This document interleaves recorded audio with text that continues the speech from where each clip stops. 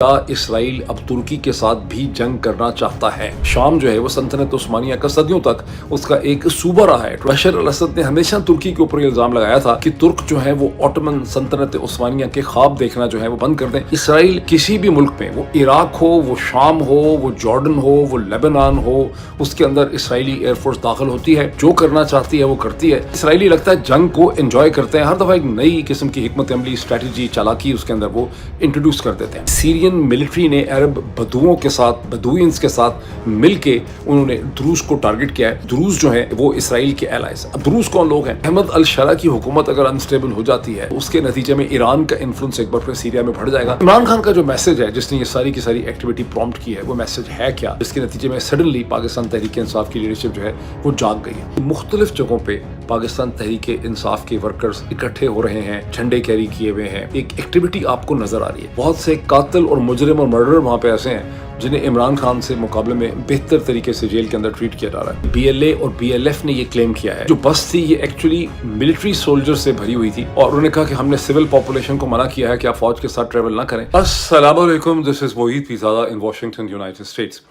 यहाँ अमेरिका के east coast में जहाँ मैं मौजूद हूँ, यहाँ अभी 16 जुलाई 2025 और बुध के दिन की रात है। लेकिन हिंदुस्तान, पाकिस्तान, बरसगीर, मशरक़ वस्ता में, नॉर्थ अफ्रीका में अब 17 जुलाई 2025 और जुमेरात के दिन का आगाज़ हो रहा है। इस वक्त मेरे सामने मशरक़ वस्ता के हवाले से और पाकिस्तान की अंदरूनी सियासत के हवाले से, इमरान खान, पीटीआई के डायनामिक्स के हवाले से बहुत सी इंटरेस्टिंग डेवलपमेंट्स हैं, उनका एनालिसिस है। फॉर इंस्टेंस, इसराइल ने गुज़िश्ता 24 से 36 घंटों में ताबड़तोड़ हमले किए हैं सीरिया में मुल्क शाम की मिलिट्री की इंस्टॉलेशंस के ऊपर, मिलिट्री के एसेट्स के ऊपर, और फिर गुज़श्ता 24 घंटे में यानी 16 जुलाई को सीरिया की मुल्क शाम की जो मिनिस्ट्री ऑफ डिफेंस है और उसके जो मिलिट्री हेडक्वार्टर्स हैं, जैसे जनरल हेडक्वार्टर्स होता है डेमस्कस में, उसके ऊपर ताबड़तोड़ फ़ज़ाई हमले किए। और हमले भी इस तरह से किए हैं कि पहले एक ड्रोन स्ट्राइक की ताकि तमाम टेलीविज़न चैनल्स ने उसे कवर करना शुरू किया, और उसके बाद फ़ज़ाई हमला किया ताकि तमाम टेलीविज़न चैनल जो हैं सीरिया के, वो उस हमले को बराह रास्त लाइव जो है वो दिखा सकें।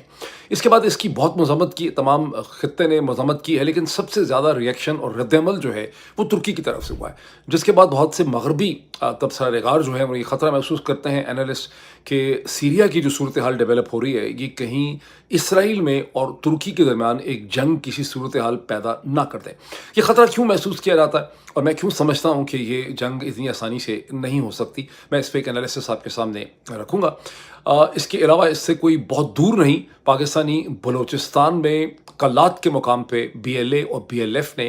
एक बस के ऊपर हमला किया, जिसके बारे में बलूचिस्तान की हुकूमत की जो ऑफिशियल प्रेस रिलीज़ है उसके हिसाब से 3 मासूम लोग जो हैं वो जाँ बहक हुए हैं और 7 ज़ख्मी हुए हैं, जबकि बीएलए और बीएलएफ के कुछ और किस्म के इसके हवाले से क्लेम्स हैं, वो भी मैं आपके सामने रखूँगा। और फिर पाकिस्तान तहरीक इंसाफ की जो लीडरशिप है उसमें खासी हलचल पाई गई है। इमरान खान की 15 जुलाई 2025 का इमरान खान का जो पैगाम था जेल से, अडयाला जेल से, उसके बाद पाकिस्तान तहरीक इंसाफ में एक हलचल भी पाई जाती है, एक्टिविटी पाई जाती है। एक्टिविटी क्या है उसकी तफसीलात और उसके एनालिसिस में आपके सामने रख सकता हूँ, और नेचुरली इनसे रिलेटेड बहुत सी और भी डेवलपमेंट्स हैं जो इसकी जद में आ जाती हैं इस पूरी चीज़ के। लेकिन सबसे पहले बहुत दिनों के बाद मैं आपको रिमाइंड करवाऊँगा कि अगर अभी तक आपने इस चैनल को ज्वाइन नहीं किया, और ज्वाइन बहुत कम लोगों ने किया है गुज़िश्ता चंद दिनों में, तो आप इसे ज्वाइन करें, इसके बेल आइकन और इसकी जितने भी नोटिफिकेशंस हैं यूट्यूब के लिए वो खोलें। और जो मैंने एक व्हाट्सएप चैनल कायम किया था आपसे बराह रास्त रब्ता रखने के लिए, उस व्हाट्सएप चैनल को भी सब्सक्राइब करें। मैं उसका लिंक जो है आपको दे दूँगा, यहाँ पर इसके कमेंट सेक्शन के अंदर दे दूँगा, इसकी डिस्क्रिप्शन में दे दूँगा, ट्वीट भी मैं कर दूँगा। और अभी मतलब 33-34 हज़ार लोगों ने इसे ज्वाइन किया है, उसमें आप लोगों से बराह रास्त रब्ता रखने में बड़ी मदद मिलती है। अब आते हैं डेवलपमेंट्स की तरफ। आप में से शायद बहुत से लोग सुन चुके होंगे कि 16 जुलाई को इसराइल ने सीरिया के कैपिटल सिटी डेमस्कस में सीरियन मिलिट्री हेडक्वार्टर्स और सीरियन मिनिस्ट्री ऑफ डिफेंस की जो बिल्डिंग्स और स्ट्रक्चर है उसके ऊपर ताबड़तोड़ फ़ज़ाई हमले किए। लेकिन फ़ज़ाई हमले भी ऐसी ज़बरदस्त किस्म की ड्रामेटिक फिल्म की प्लानिंग की तरह उन्होंने किए कि पहले उन्होंने एक ड्रोन स्ट्राइक की। ड्रोन स्ट्राइक की वजह से वहाँ पे तमाम टेलीविज़न चैनल्स ने लाइव कवरेज शुरू कर दी, जिसमें ना सिर्फ शाम के अपने टेलीविज़न चैनल थे बल्कि मशरक़ वस्ता के भी टेलीविज़न चैनल थे। फिर ऐन उस वक़्त पे जब टेलीविज़न चैनल कवर कर रहे थे तो इसराइल की एयरफोर्स ने ताबड़तोड़ हमले किए मिनिस्ट्री डिफेंस में, जिसकी वजह से पूरे खित्ते ने इसराइल की एयर स्ट्राइक्स को लाइव देखा एक फ़िल्म के तौर। یعنی اسرائیلی لگتا ہے جنگ کو انجوائے کرتے ہیں، ہر دفعہ ایک نئی قسم کی حکمت عملی، اسٹریٹجی، چالاکی اس کے اندر وہ انٹروڈیوس کر دیتے ہیں۔ اب اس ساری چیز کا جو ہے، اچھا اس کا ایک پہلو سب سے پہلے نوٹ کیجئے کہ گزشتہ 50 برس کی جو تاریخ ہے، تقریباً 1980s کے بعد جب 1981 میں اسرائیل نے عراق کے اوسرک جو نیوکلیر پلانٹ اور تنصیبات تھیں اس پہ حملہ کیا تھا، اس کے بعد سے صورتحال یہ ہے کہ اسرائیل کو اس پورے خطے کے اوپر مکمل کمپلیٹ ایئر سپیریورٹی اور ڈومینیشن حاصل ہے۔ اسرائیل جب چاہے کسی بھی ملک میں، وہ عراق ہو، وہ شام ہو، وہ جارڈن ہو، وہ لیبنان ہو، اس کے اندر اسرائیلی ایئر فورس داخل ہوتی ہے، جو کرنا چاہتی ہے وہ کرتی ہے، کوئی اس کا راستہ نہیں روک سکتا، کوئی ایئر فورس اس کو چیلنج نہیں کرتی، کوئی مسل گراؤنڈ ڈیفنس سسٹم جو ہے وہ اس کے راستے میں حائل نہیں ہو سکتے۔ اور گزشتہ چند ہفتوں میں اب اسرائیل نے یہی کیپیبلٹی ایران کے حوالے سے بھی دکھائی۔ اب اس خطے میں صرف 2 ممالک ہیں جہاں اسرائیل کے لیے کھلم کھلا یہ کرنا ممکن نہیں ہے۔ ایک ایجپٹ ہے جو اسرائیل کا ایلائی ہے کیمپ ڈیوڈ کے ایکارڈز کے بعد سے 1977 میں، دوسرا ترکی ہے جو خیر ایجپٹ کے مقابلے میں بھی زیادہ اسٹرانگ ہے بیکاز وہ ایک نیٹو کا ممبر ہے گزشتہ 40-50 برس سے، اور لیکن اس کے بھی کم از کم اسرائیل کے ساتھ ایسے تعلقات نہیں ہیں کہ جنگ ہو جائے۔ لیکن یہ 2 ملک ایسے ہیں جن کے اندر اسرائیلی ایئر فورس کھلم کھلا کارروائی جو ہے وہ نہیں کر سکتی۔ اب یہ جو کچھ ہوا ہے، اچھا اب اس کے علاوہ میرا خوف یہ ہے کہ کہنے میں متحدہ عرب امارات، قطر، سعودی عرب، عمان وغیرہ کے پاس بہت زیادہ ایڈوانس امریکن ویسٹرن فائٹرز ہیں، جیسے فار انسٹنس قطر اور متحدہ عرب امارات کے پاس 200-250 ان کے پاس لیٹسٹ F-16 ہیں، لیکن مجھے خطرہ یہ ہے کہ اگر خدا نخواستہ اسرائیلی ایئر فورس کے ساتھ ان کا مقابلہ یا میچ پڑ جائے تو ان پاکستانی انسٹرکٹر اور پائلٹس کو چھوڑ کے جو یہاں پہ ٹریننگ کام کرتے ہیں، ان کی بھی کوئی کیپیسٹی نہیں ہے کہ اسرائیلی ایئر فورس کو کوئی فضا کے اندر چیلنج کر سکے۔ Politically speaking, geostrategically speaking, یہ ایک بڑی ہی خطرناک قسم کی سچویشن ہے۔ اب اس پہ آ جائیں اس کانٹیکس میں کہ یہ اسرائیل نے جو حملے کیے ہیں ڈیمسکس کے اندر، اس کا بیک گراؤنڈ کیا ہے؟ اس کا بیک گراؤنڈ گزشتہ 2-3-4 دن سے دروز جو ایک کمیونٹی ہے اس کے درمیان اور ایک عرب بدوین جو ہیں سیریا کے، ان کے درمیان ایک گھمسان کی جنگ ہو رہی تھی، جس کے اوپر انٹرنیشنل ہیومینیٹیرین آرگنائزیشنز کا یہ الزام تھا کہ دروز کو مارا جا رہا ہے اور 100 سے زیادہ دروز جو ہیں وہ جاں بحق ہوئے ہیں۔ گزشتہ 36 جو کہہ رہے ہیں کہ ایک دن میں سیریا کی فوج وہ دروز کے ایریاز میں داخل ہوئی۔ سیرین فوج کا آفیشلی طور پہ کہنا تھا کہ ہم نے سیز فائر کروایا ہے، اسے میں امپلیمنٹ کر رہے ہیں، لیکن ویسٹرن سورسز اور اسرائیلی سورسز کا یہ کہنا ہے کہ سیرین ملٹری نے عرب بدوئنس کے ساتھ مل کے انہوں نے دروز کو ٹارگٹ کیا ہے۔ اسرائیل کی ایئر سٹرائکس یہ کہتی ہیں، اسرائیلی منسٹری آف ڈیفنس اور ان کا جو اسرائیل کیٹس، ان کا جو ڈیفنس منسٹر ہے، اس نے یہ کہا ہے کہ Syrian army should hand off the Druze, کیونکہ دروز جو ہیں وہ سیریا کے، وہ اسرائیل کے ایلائز۔ اب دروز کون لوگ ہیں؟ دروز جو ہیں وہ نہ 3 میں نہ 13 میں، ویسے دروز جو ہیں وہ ایکس مسلمز ہیں۔ 11ویں صدی سے پہلے دروز مسلم ہوا کرتے تھے، لیکن اب 1400 برس سے دروز جو ہیں وہ کہنے میں ایک مسلم ڈیسینٹ سے ہیں، ابراہمک ڈیسینٹ سے ہیں، لیکن وہ مسلمان نہیں ہیں۔ یہ اسماعیلی جو اسے کہتے ہیں مسلمان ہیں، اس کی ایک برانچ ہے جو حج نہیں کرتے، ان کے کچھ ڈفرینسز ہیں، باقی ان کے تمام جو رسومات ہیں وہ مسلمانوں کی طرح کی ہیں، لیکن یہ اپنے آپ کو مسلمان نہیں سمجھتے۔ مشرق وسطیٰ کے مسلمان بھی اب ان کو مسلمان نہیں سمجھتے۔ دروز اندازاً 1 ملین سے تھوڑے سے زیادہ ہوں گے، 10 لاکھ، جس میں سے میجورٹی ان کی سیریا کے اندر ہے، جارڈن میں ہے۔ 10% دروز، تقریباً 1.5 لاکھ کے قریب دروز جو ہیں وہ اسرائیل میں رہتے ہیں، کچھ اس میں سے بہت بڑی تعداد میں اسرائیلی سٹیزنز میں۔ وہاں بھی ان کی بڑی انٹرسٹنگ خاصیت ہے، اسرائیل کے اندر جو مسلمان ہیں اور جو کرسچن ہیں وہ ایگزمپٹ ہیں ملٹری ڈرافٹ سے، ان کو زبردستی فوج میں، اسرائیلی ڈیفنس فورسز میں بھرتی نہیں کیا جا سکتا، لیکن دروز جو ہیں وہ جوک در جوک اسرائیلی ڈیفنس فورسز میں سرو کرتے ہیں۔ دروز بڑے لوئل اسرائیلی سٹیزنز ہیں، اور دروز کا باقاعدہ وہاں پہ ایک مسلمان لیڈر ہے جس کا نام بھی بڑا مسلمانوں کی طرح کا ہے، شیخ موافق طریف، جس نے کہا ہے کہ جو کچھ سیریا میں اس وقت دروز کے ساتھ ہو رہا ہے یہ ایک ایگزسٹینشیل کرائسس ہے دروز قوم کے لیے۔ سو دروز کا ایک پولیٹیکل پریشر بھی ہے اسرائیل کے اندر، جس میں اسرائیل اپیرنٹلی ایکٹ کر رہا ہے۔ تاہم پروفیشنل انالیسس، ویسٹرن انالسٹ جو ہیں ان کا یہ ہے کہ اسرائیل دروز کو یوز کر رہا ہے۔ اسرائیل کی اصل کوشش یہ ہے کہ شام کو ڈیوائیڈڈ بھی رکھا جائے اور جو سیرین ملٹری ہے اس کو اسٹرینتھن نہ ہونے دیا جائے، آسٹریلین ملٹری کو اسرائیل کے بارڈرز کے قریب آپریٹ نہ کرنے دیا جائے، یعنی اسرائیل بیسکلی طور پہ اپنا ایک زون آف انفلوئنس جو ہے وہ سیریا کے اندر جو ہے وہ رکھنا چاہتا ہے۔ اب ویسٹرن اینالسٹ جو ہیں وہ تو خیر جو سمجھتے ہیں وہ سمجھتے ہیں، لیکن زلمے خلیلزاد جو عراق کے اندر امریکہ کے ایمبیسڈر رہ چکے ہیں، افغانستان میں بھی رہ چکے ہیں، آپ سب ان کی شخصیت سے بڑے واقف ہیں اور ان کی بڑی انڈرسٹینڈنگ ہے مڈل ایسٹ کی. انہوں نے دو بڑے سگنیفیکنٹ ٹویٹ کیے ہیں. ایک ٹویٹ میں انہوں نے کہا ہے کہ کیا اسرائیل اب ترکی کے ساتھ بھی جنگ کرنا چاہتا ہے. ٹھیک. دوسرا، یہ ٹویٹس آپ جا کے چیک کر لیں خود سے. دوسرا ٹویٹ ان کا یہ ہے کہ اسرائیل کیا سیریا کی ڈس انٹیگریشن چاہتا ہے، اور اگر یہ اسرائیل چاہتا ہے تو یہ بہت بڑی مسٹیک ہوگی، بیکاز اس کے نتیجے میں بڑی انسٹیبلٹی پیدا ہوگی جس سے کہ اسرائیل کو نقصان پہنچے گا. I am not that sure کہ اسرائیل کو ڈس انٹیگریشن سے نقصان پہنچے گا. ابھی سنتے جائیں پھر آپ اندازہ ہو جائے گا آپ کو. ریئیکشن اور رد عمل تو سب نے کیا ہے. ریئیکشن تو پورے مشرق وسطیٰ نے کیا ہے، تمام فورن منسٹرز نے کیا ہے، عرب لیگ نے کیا ہے، جی سی سی نے کیا ہے. لیکن سب سے جو اسٹرانگ کانڈمنیشن کی ہے سیریا کے اوپر ایئر بامبنگ کی اور ایریل ریڈز کی، وہ کی ہے ترکی نے. اور ترکی کے فورن منسٹر جو ہیں، یعنی انہوں نے کانڈمنیشن تو کی ہے، لیکن ترکی کے فورن منسٹر حقان فدان جو نیو یارک میں تھے گزشتہ 24 گھنٹوں میں، وہاں انہوں نے بہت سے حکام سے بات چیت بھی کی ہے، انہوں نے فون پہ بھی وہ ان ٹچ ہیں، اور انہوں نے کہا ہے کہ ٹرکش ملٹری نے اور ٹرکش انٹیلیجنس نے اسرائیل کو اپنا پرسپیکٹو اور موقف دیا ہے کہ یہ سب کچھ نہ کریں، کیونکہ اس سے خطے میں بہت زیادہ انسٹیبلٹی جو ہے وہ بڑھ جائے گی. اب ذہن میں یہ رکھنا بہت ضروری ہے کہ ترکی ایک نیٹو کا ممبر ہے. تقریباً ترکی کی 10 لاکھ فوج جو ہے وہ ہے، اپروکسیمیٹلی 1 ملین ان کے ٹروپس ہیں، if I am not wrong, اور یہ گزشتہ 40-50 برس سے نیٹو کا ممبر ہے. اب نیٹو کا ممبر ہونے کا مطلب یہ ہے کہ ترکی کے پاس کوئی خالی ہتھیار نہیں ہے نیٹو کے. ترکی کی ساری ٹریننگ جو ہے وہ نیٹو کے اسٹینڈرڈ کے اوپر ہوتی ہے. اور ویسے تو 1948 میں ترکی اور ایران دو مسلم ملک تھے جنہوں نے اسرائیل کو ریکگنائز کیا تھا، لیکن پولیٹیکلی اسپیکنگ ایران میں جب ریولوشن آیا 1979 میں، انہوں نے ڈی ریکگنائز کر دیا اسرائیل کو. ترکی ابھی بھی ریکگنائز تو کرتا ہے اسرائیل کو، لیکن گزشتہ چند برسوں سے چونکہ اسرائیل کی غازہ کی سچویشن کی وجہ سے ترکی کے اندر بہت سخت جذبات پائے جاتے ہیں، اس لیے ترکی نے اپنا ایمبیسڈر بھی ودرا کیا ہوا ہے اور اپنا ٹریڈ بھی سسپینڈ کر دیا، اور ترکی کے اندر بڑی نیگیٹو فیلنگ پائی جاتی ہے اسرائیل کے حوالے سے. اب اس صورتحال میں اور ترکی جو ہے چونکہ آٹومن پاور کا بھی، خاص کر کے جب سے اک پارٹی آئی ہے، تو ترکی اپنے آپ کو سلطنت عثمانیہ کے ایک ڈسینڈنٹ کی حیثیت سے بھی دیکھتا ہے. اور بشر الاسد نے ہمیشہ ترکی کے اوپر یہ الزام لگایا تھا کہ ترک جو ہے وہ آٹومن سلطنت عثمانیہ کے خواب دیکھنا جو ہے وہ بند کر دیں، اور سیریا، شام جو ہے وہ سلطنت عثمانیہ کا صدیوں تک اس کا ایک صوبہ رہا ہے، 20 سینچری کے شروع تک اس کا صوبہ تھا. تو ترکی کا ایک ویسٹڈ انٹرسٹ ہے، ایک ایمبیشن ہے سیریا کے اندر، اور اس وقت ترکی کا بھی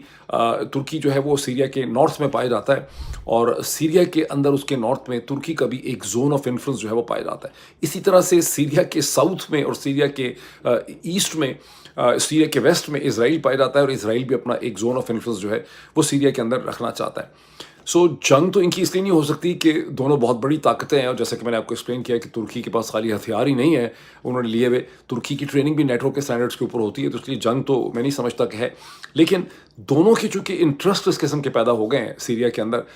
کہ اس میں ان کی ٹینشنز بڑھیں گی because of the presence of the Druze inside Israel, because of the presence of Druze in Syria, and because Israel کے اسٹریٹجک انٹرسٹ اس قسم کے ہیں کہ ان کے درمیان میں ٹینشنز بڑھنے کے چانسز جو ہیں وہ بہت زیادہ ہیں. امریکہ نے بڑا اسٹرانگلی ایڈوائز کیا ہے اسرائیل کو کہ ڈیمسکس کے اوپر کسی قسم کے حملے جو نہ کیے جائیں. اسی قسم کی ریکویسٹ فرینچ ہے، کانڈمنیشن ہے، جرمن ہے، برٹش ہے، یورپین یونین کی ہے، سب کی. یہ سب کو اتنی ٹینشن کیوں شروع ہو گئی؟ ٹینشن اس لیے شروع ہو گئی ہے کہ زلمے خلیلزاد جو ہیں انہوں نے جو کہا کہ انسٹیبلٹی مچے گی، اس سے اسرائیل کو نقصان ہوگا. اسرائیل کو ہوگا یا نہیں ہوگا، اصل ایشو یہ ہے کہ احمد الشرا، جن کی داڑھی شاڑھی چھوٹی کر کے بڑی خوبصورت داڑھی ان کو دے دی گئی ہے، جو پہلے القاعدہ میں تھے اور بیسکلی میرا خیال ہے کہ شروع سے ہی مائی انالیسس ہمیشہ سے CIA کے ایسٹ تھے. تو احمد الشرا کی حکومت اگر انسٹیبل ہو جاتی ہے تو اس کے نتیجے میں ایران کا انفلوئنس ایک بار پھر سیریا میں بڑھ جائے گا، اور یہ سب کچھ جو سیریا میں کیا گیا ہے وہ در حقیقت ایران کے سیاسی اثر و رسوخ کو ختم کرنے کے لیے، کمزور کرنے کے لیے کیا گیا، جس کا نتیجہ آپ نے دیکھا کہ ایران کے ساتھ اسرائیل جنگ کر سکا. اب آئیں ایران سے بہت دور ہم نہیں جاتے، پاکستان آ جاتے ہیں، جو پاکستانی بلوچستان کوئی بہت دور نہیں ہے یہاں سے. گزشتہ 24 گھنٹے میں بلوچستان کی حکومت نے آفیشیل پریس ریلیز سے ہمیں یہ بتایا کہ کراچی سے کوئٹہ آنے والی ایک بس کے اوپر فتنہ الہندوستان آج کل کہا جاتا ہے BLA BLF وغیرہ کو، انہوں نے ایک حملہ کیا ہے، بس کی دونوں طرف لوگ بیٹھے ہوئے تھے، یعنی اس پہ دونوں طرف سے اٹیک کیا گیا، جس کے نتیجے میں بلوچستان گورنمنٹ کے اسپوکس پرسن شاہد رند صاحب کا یہ کہنا ہے کہ 3 لوگ جاں بحق ہوئے ہیں اور 7 لوگ زخمی ہوئے ہیں۔ ویسے پاکستانی اخبارات کہتے ہیں کہ 10 لوگ زخمی ہوئے ہیں اور شاید ہلاک ہونے والوں کی، جاں بحق ہونے والوں کی تعداد بھی زیادہ ہے۔ اب دوسری طرف سے بلوچستان پوسٹ جو ہے، بلوچستان ٹائمز تو سارا کا سارا بلوچی یا بروہی میں لکھا ہوا تھا، مجھے سمجھ نہیں آیا، لیکن بلوچستان پوسٹ جو ایک انگلش کی پبلیکیشن ہے جو بلوچستان کا پوائنٹ آف ویو دیتی ہے، بلوچ لوگوں کا، بلوچ نیشنلسٹ کا، اس میں یہ چھپا ہے کہ BLA اور BLF نے یہ کلیم کیا ہے کہ یہ جو بس تھی یہ ایکچولی ملٹری سولجر سے بھری ہوئی تھی اور اس کے اندر چند قوال بھی تھے، اور انہوں نے کہا کہ ہم نے سول پاپولیشن کو منع کیا ہے کہ آپ فوج کے ساتھ ٹریول نہ کریں، لیکن وہ ٹریول کر رہے تھے، ہمیں افسوس ہے کہ اس کی زد میں آئے ہیں۔ ان کا کلیم یہ ہے کہ 27 سولجر جو ہیں پاکستان آرمی کے، وہ اس میں جاں بحق ہوئے ہیں۔ اب اس کلیم کی انڈیپینڈنٹ ویریفیکیشن کرنے کی کوئی ہمارے سامنے صورتحال نہیں۔ اب اس کی ڈیٹیل سے قطع نظر جو زیادہ بڑا کویشچن ہے وہ یہ ہے کہ یہی جو پاکستان کے اخبارات میں خبر چھپی ہے، ڈان میں، ٹریبیون میں، سارے اخبارات میں، اس کے نیچے اگر چلے جائیں تو انہوں نے نیچے اس کی ڈیٹیلز دی ہوئی ہیں اسی خبر میں، اور پتہ چلتا ہے کہ ہر ہفتے بلوچستان میں اسی قسم کا کوئی حملہ ہو رہا ہے۔ بلوچ جو اسپوکس پہ ہیں گورنمنٹ کے، شاہد رند صاحب، ان کا کہنا یہ تھا کہ اس میں پیٹرن میں تبدیلی آ گئی ہے۔ پچھلے حملوں کے اندر ID پہلے چیک کرتے ہیں، پھر مارتے ہیں، اس میں ایڈریس دیکھتے ہیں، نیشنل ID کارڈ دیکھ کے، اور وہ دوسری طرف سے مسلسل یہ کلیم کر رہے ہیں بلوچستان کی پوسٹ کے اندر کہ ہم جن کو ٹارگٹ کرتے ہیں ان کا تعلق پاکستان کی فوج کے ساتھ ہوتا ہے، بیکاز پاکستان کی فوج کے جوان جو ہیں وہ سول بسوں کے اندر، کوچز، وینز میں ٹریول کرتے ہیں تاکہ ان کے اوپر حملے نہ ہوں۔ اب خدا بہتر جانتا ہے اس کی اصل حقیقت کیا ہے، لیکن what is a bigger question جو بالکل سرٹیفائڈ ہے وہ یہ کہ ہر ہفتے بلوچستان میں اس قسم کے 1 یا 2 حملے ہوتے ہیں، اور ابھی بھی جو BLA BLF ہیں ان کا کہنا یہ ہے کہ ہم نے گزشتہ 48 گھنٹوں میں کوئٹہ میں، آوران میں اور کلات میں حملے کیے ہیں، اور اس کے نتیجے میں ہم نے 27 سولجرز جو ہیں ان کو ہم نے ٹارگٹ کیا یا ان کو ہم نے ہلاک کر دیا۔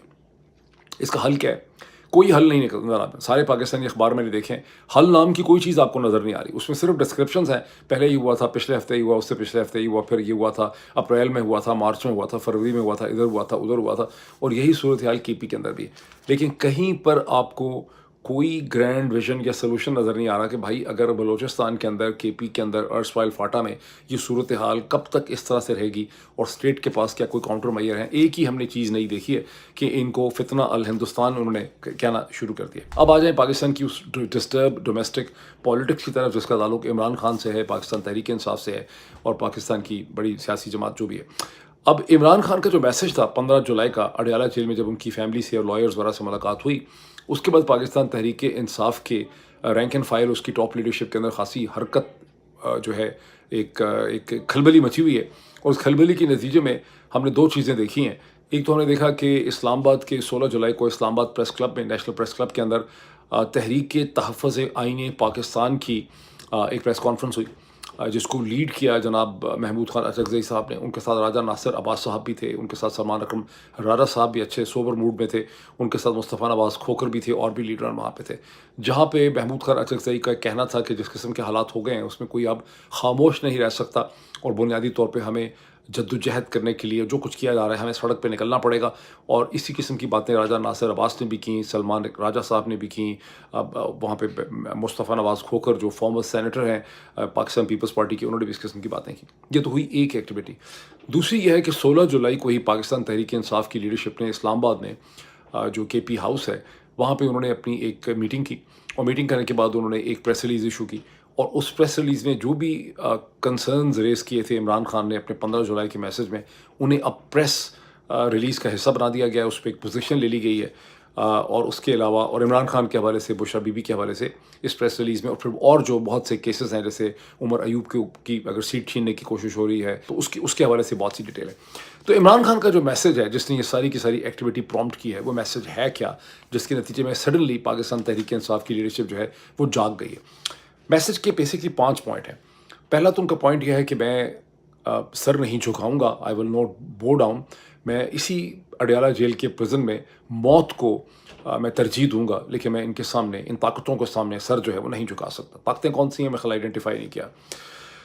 دوسری چیز انہوں نے کی ہے کہ نیگوسیشن اور ٹاکس کا وقت جو ہے وہ گزر گیا ہے، اب وقت ہے جد و جہد کا۔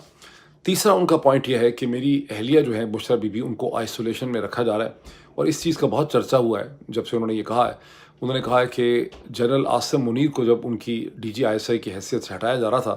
2019 کے جون میں، تو اس وقت انہوں نے زلفی بخاری صاحب کو، جنہوں نے آپ نے دیکھا کہ انہوں نے بہت اچھی پرفارمنس دی یہاں کانگریس کے اندر، تو زلفی بخاری کو جنرل عاصم منیر صاحب نے کال کیا تھا اور ان کو کال کر کے کہا تھا کہ میری بیگم صاحبہ سے، فارمر فرسٹ لیڈی سے میری ملاقات کروائیں، جو ملاقات ان کرنے سے بشرا بی بی نے انکار کر دیا تھا۔ اور عمران خان کا کہنا ہے کہ جو اس وقت بشرا بی بی کو آئسولیشن میں رکھا جا رہا ہے، ان کو مسلسل قید میں رکھا جا رہا ہے، ان کے کیسز بھی کچھ نہیں، اس کی اصل وجہ جنرل عاصم منیر کا وہ غصہ ہے۔ اس کے اوپر گزشتہ ویسے 24 گھنٹوں میں نے پچھلے ویلاگ میں سے کور نہیں کیا تھا، کیونکہ میں تو پھنسا ہوا تھا کانگریشنل ہیئرنگ اور بریفنگ وغیرہ کے چکر میں، تو لیکن اس پہ پاکستان کے میڈیا میں، پوڈ کاسٹنگ مارکیٹ میں، ویلاگس میں، سوشل میڈیا میں اس حوالے سے بے انتہا ڈسکشن ہوئی ہے اور کوئی کسر نہیں چھوڑی گئی۔ مختلف لوگوں نے مختلف لوگوں کے اوپر مختلف قسم کے الزامات بھی اسی حوالے سے جو ہے وہ لگا دیے ہیں، اور میرا خیال ہے زلفی بخاری صاحب نے بھی شاید کنفرم کر دیا ہے کہ واقعی ایسا ہوا تھا، مطلب جنرل عاصم منیر نے ان کو کال کی تھی اور بشرا بی بی نے ان سے ملنے سے انکار کر دیا تھا، ان کو انہوں نے ملاقات نہیں دی تھی۔ اب یہ ایک لمبی کنٹروورسی ہے، اب اس کی میں ڈیٹیل میں نہیں جا رہا۔ عمران خان نے اپنے میسج میں یہ بھی کہا کہ انہیں پریزن میں جس طرح سے رکھا جا رہا ہے، ان بہت سے قاتل اور مجرم اور مرڈر وہاں پہ ایسے ہیں جنہیں عمران خان سے مقابلے میں بہتر طریقے سے جیل کے اندر ٹریٹ کیا جا رہا ہے۔ اور پھر ان کا ایک بہت امپورٹنٹ میسج تھا جس کا تعلق عالیہ حمزہ سے اور سلمان اکرم راجہ کے درمیان جو میرا خیال ہے جھڑپ چل رہی ہے اور جو ایک ٹینشن ہے اس سے، جس میں انہوں نے کہا کہ پارٹی میں کسی کو بھی میڈیا کے اوپر، سوشل میڈیا، کسی بھی پلیٹ فارم، کسی بھی ڈیجیٹل چیز کے اوپر پارٹی کے اندر کی جو سیاست اور ان کے ڈفرینسز ہیں انہیں وہاں آ کے ڈسکس نہیں کرنا چاہیے۔ اس کی بڑی انہوں نے خاصا زور لگایا عمران خان صاحب نے اپنے میسج میں۔ اور میں دیکھ رہا تھا کہ ایک پریس ٹاک ہو رہی تھی شیخ وقاص کی، جو کہ سیکرٹری انفارمیشن ہے، وہاں پر بھی ان کے ساتھ بیرسٹر گوہر تھے، اور وہاں پر بھی کہا گیا کہ ان سے سوال پوچھ لیا کسی نے عالیہ حمزہ اور سلمان اکرم راجہ کے حوالے سے، تو انہوں نے کہا کہ وہ دونوں بہن بھائی ہیں، کوئی مسئلہ نہیں ہے، سب گھر کے اندر کی باتیں، وہ بہن بھائی ہیں۔ تو وہ خاموشی ہو گئی، اور میں نے دیکھا کہ سلمان اکرم راجہ صاحب بھی جو بیٹھے ہوئے تھے وہاں پر نیشنل پریس کلب میں، وہ خاصی سوبر صورتحال میں بیٹھے ہوئے۔ اب یہ تو میں نے آپ کو بتایا کہ پاکستان تحریک انصاف میں جو ہلچل ہے وہ کیا ہے سارا۔ اب تک کے سمٹمز کیا ہیں 5 اگست کے حوالے سے؟ ایک تو بہت بڑی کنفیوژن خود مچائی پاکستان تحریک انصاف نے، جب 3-4-5 دن پہلے علی امین گنڈا پور نے پریس کانفرنس کرتے ہوئے، جس کی وجہ سے پھر عالیہ حمزہ کے ساتھ جھگڑا بھی شروع ہو گیا، انہوں نے 90 دن کی ڈیڈ لائن کا ذکر کر دیا۔ اس کے بعد سے کنفیوژن خاصی پائی جاتی ہے۔ تاہم گزشتہ 24-48 گھنٹوں میں آپ چھوٹے ویڈیو کلپس دیکھ سکتے ہیں، کہیں کراچی کے، کہیں لاہور کے، کہیں پنجاب کے کسی شہر کے، کہ مختلف جگہوں پہ پاکستان تحریک انصاف کے ورکرز اکٹھے ہو رہے ہیں، جھنڈے کیری کیے ہوئے ہیں، ایک ایکٹیویٹی آپ کو نظر آ رہی ہے۔ اب یہ ایکٹیویٹی کس کلائمیکس کی طرف جائے گی، کیا اس کا کریسینڈو ہوگا 5 اگست تک، ہم کہہ نہیں سکتے۔ ہر سیاسی جماعت جب ایک موبلائزیشن کرتی ہے، اور پاکستان تحریک انصاف تو مارچ 2022 سے مسلسل موبلائزیشن کر رہی ہے۔ موبلائزیشن کرنے کا مقصد اس کا یہ ہوتا ہے کہ جس ریئل پاورز کے ساتھ ان کا میچ پڑا ہوتا ہے، ان کو وہ سیاسی جماعت امپریس اپون کرنا چاہتی ہے کہ آپ ہمیں اگنور نہ کریں، آپ ہمارے ساتھ نیگوشیٹ کریں، ہم سے ڈیل کریں، ٹیک اس سیریسلی۔ یہ مقصد ہوتا ہے تمام پولیٹیکل موبلائزیشن کا۔ پولیٹیکل موبلائزیشن کوئی جنگ نہیں ہوتی۔ بدقسمتی سے پاکستان کے GHQ نے، پاکستان کی سب سے بڑی سیاسی جماعت کی جو ایفرٹس اینڈ اٹیمپٹس ہیں پولیٹیکل موبلائزیشن کی، ان کو ایک جنگ اور بغاوت کے طور پہ انہوں نے ٹریٹ کیا ہے۔ جب بھی سیاسی جماعت موبلائزیشن کرتی ہے، وہ ایسی کریک ڈاؤن کرتے ہیں کہ وہ موبلائزیشن ہی نہ کر سکے۔ موبلائزیشن در حقیقت نیگوسیشن کے پروسیس کا ایک حصہ ہے۔ ہمیشہ کہا یہ جاتا ہے کہ ہم نے نیگوسیشن نہیں کرنی، ہم نے بات چیت نہیں کرنی، ہم سٹرگل کریں گے۔ سٹرگل کوئی جنگ تھوڑا ہوتی ہے۔ اب ویسے سیاستدانوں کو تو یہ پتہ ہی ہے، مجھے ایسا لگتا ہے کہ GHQ کے لوگوں کو اس کا اندازہ نہیں ہے کہ پولیٹیکل موبلائزیشن کا مطلب ہے کہ آپ لیوریج مانگ رہے ہیں، آپ نیگوسیشن مانگ رہے ہیں۔ ابھی اتنا ہی، پھر آپ سے ملاقات ہوتی۔ Thank you.